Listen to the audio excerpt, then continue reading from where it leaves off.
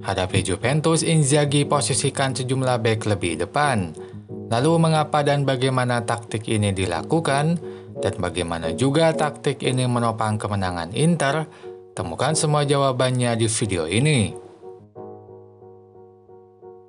Inzaghi tetap gunakan formasi 3-5-2 dengan perubahan komposisi pemain saat lawan Fiorentina.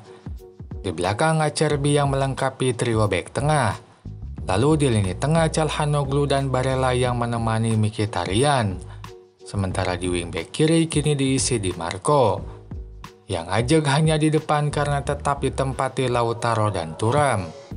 Yang patut diingat adalah posisi Pavard, Bastoni, Darmian, dan Di Marco karena akan dibahas lebih lanjut nanti. Allegri masih mainkan formasi 3-5-2 dengan sejumlah perubahan komposisi pemain saat lawan Empoli. Di belakang Danilo melengkapi posisi bek tengah. Lalu di tengah Rabiot kembali main di gelandang kiri. Sementara di depan Vlahovic diduetkan dengan Yildiz. Yang patut diingat adalah posisi Cambiaso dan McKennie karena akan dibahas lebih lanjut nanti. Build-up dilakukan Juventus dengan menempatkan 4 pemain di belakang, 3 bek tengah dan 1 gelandang menjadi penerima bola pertama. Tampak Locatelli main lebih dalam sejajar dengan 3 bek tengah. Hadapi hal tersebut, Inter lakukan high block. Mereka menekan lawan sejak di pertahanan. Penyerang dan gelandang Inter mempressing 4 pemain lawan. Dalam situasi ini terlihat Juventus terlibatkan 2 wingback dalam build-up. Keduanya dimajukan sehingga berposisi lebih depan.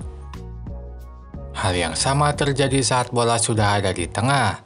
Kembali Locatelli yang membantu 3 bek tengah di belakang sementara 2 wingback berposisi lebih depan. Kedua wingback pun kembali tak banyak dilibatkan dalam bangunan build-up di lini tengah. Sebab hanya gelandang atau penyerang yang aktif lakukan umpan 1-2 untuk membuka pertahanan lawan. Wingback lebih banyak maju dan menerima bola akhir dari build-up serangan yang dibangun. Sayangnya di babak pertama pola ini tak banyak bahayakan pertahanan Inter. Utamanya umpan ke penyerang banyak yang patah dipotong bek Inter. Misalnya saat Vlahovic menerima umpan dari tengah berikut. Umpan tersebut bisa diantisipasi Acerbi sehingga bola pun lepas dari penguasaan Vlahovic. Lalu bola liar tersebut mampu dikuasai lagi pemain Inter. Praktis di babak pertama hanya serangan dari serangan balik yang mampu bahayakan gawang Inter. Sebab 2 tendangan yang dilakukan di babak pertama dua-duanya dari serangan balik.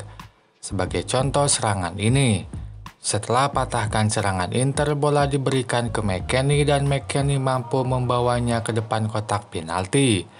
Di sini Juventus sudah unggul jumlah pemain dengan 3 pemain hanya dihadapi 2 pemain. Lalu bola pun diumpankan ke Vlahovic. Sialnya kontrol Vlahovic tak baik sehingga lepasan bola terlalu jauh. Pavard pun mampu memblok tendangan Vlahovic. Tak hanya di tendangan ini, di tendangan kedua pun kembali Pavard yang memblok bola. Kali ini tendangan Kostic yang berhasil diblok oleh Pavard. Baru di babak kedua, serangan tersusun Juventus mampu bahayakan pertahanan Inter.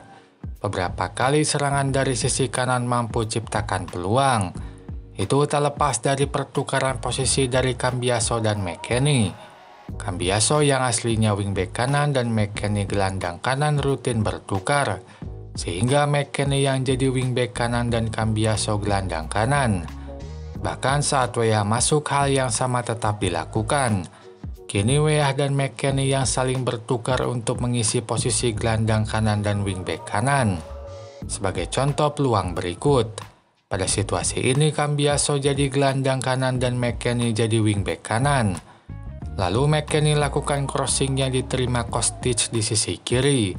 Sayang tendangan Kostic masih diblok Darmian. Build-up dilakukan Inter dengan menempatkan 3 pemain di belakang. 3 bek tengah jadi penerima bola awal, sementara 2 wingback berposisi lebih depan. Hadapi hal tersebut, Juventus lakukan middle block. Mereka memilih merapatkan diri ke tengah dibanding menekan lawannya menguasai bola. Itu membuat Acerbi leluasa menggiring bola ke tengah lalu umpankan bola ke Bastoni. Hal yang sama terjadi saat bola sudah di tengah. Middle block yang dilakukan membuat jarak pemain terdepan Juventus terlalu jauh dari bek Inter, sehingga itu membuat bek tengah rutin maju di laga ini. Misalnya saat jarak Yildiz dan Rabiot terlalu jauh dari Pavard, maka Pavard bisa menerima bola dan menggiring bola ke depan. Hal yang sama berlaku juga untuk Bastoni. Posisi keseluruhan pemain Juventus yang terlalu dalam membuat jarak McKennie terlalu jauh dengan Bastoni, sehingga Bastoni bisa leluasa menerima bola dan maju ke depan.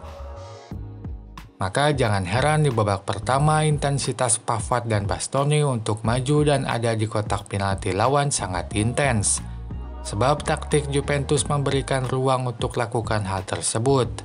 Mereka kadang jadi pengcrossing bola atau kadang penerima bola di dalam kotak penalti. Hal tersebut pun tampak pada gol Inter. Pavard maju ke depan dan ada dalam kotak penalti. Situasinya yang tak terkawal disadari Barella sehingga umpan pun diberikan. Meski tendangan Pavard tak mengenai bola, tapi terusan bola berlanjut ke Thuram dan Gatti. Bola pun mengenai dada Gatti dan gol tercipta bagi Inter.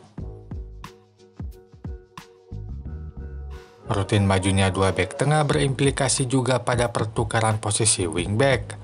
Di laga ini pertukaran posisi wingback dan bek tengah lebih intens dari biasanya. Maka di sisi kanan Pavard rutin bertukar dengan Darmian sehingga yang jadi wingback kanan adalah Pavard. Sementara di kiri Bastoni rutin bertukar dengan Di Marco sehingga yang jadi bek kiri adalah Bastoni. Itu membuat pertahanan lawan lebih sulit lakukan man marking atau penjagaan antar pemain. Peran wingback sendiri cukup krusial di laga ini dan jadi nyawa build-up serangan Inter. Sebab berbeda dengan Allegri, Inzaghi melibatkan wingback dalam bangunan build-up serangan di depan. Untuk itu mereka rutin main lebih dalam untuk menerima bola. Hal tersebut membuat satu wingback lawan mengikutinya dan ciptakan ruang kosong di pertahanan. Ruang kosong ini yang disusupi pemain Inter lain. Itu bisa terjadi karena bangunan build-up yang andalkan dua penyerang tengah banyak yang terpatahkan bek lawan. Lautaro dan Thuram banyak kalah duel saat menerima bola di tengah sehingga build-up serangan Inter terhenti. Di babak kedua, Allegri tingkatkan intensitas serangan sehingga Inter pun tak sedominan di babak pertama. Kini jual beli serangan terjadi dan Juventus beberapa kali mampu buat Inter bertahan. Untuk itu, saat ditekan Juventus, Inter pun membuka opsi lakukan serangan balik. Sejumlah serangan balik dilakukan dan lebih berbahaya dari yang Juventus lakukan di babak pertama. Misalnya saat Pavard merebut bola dari Chiesa berikut. Rebutan bolanya diterima Barella dan Barella pun langsung lakukan serangan ke depan.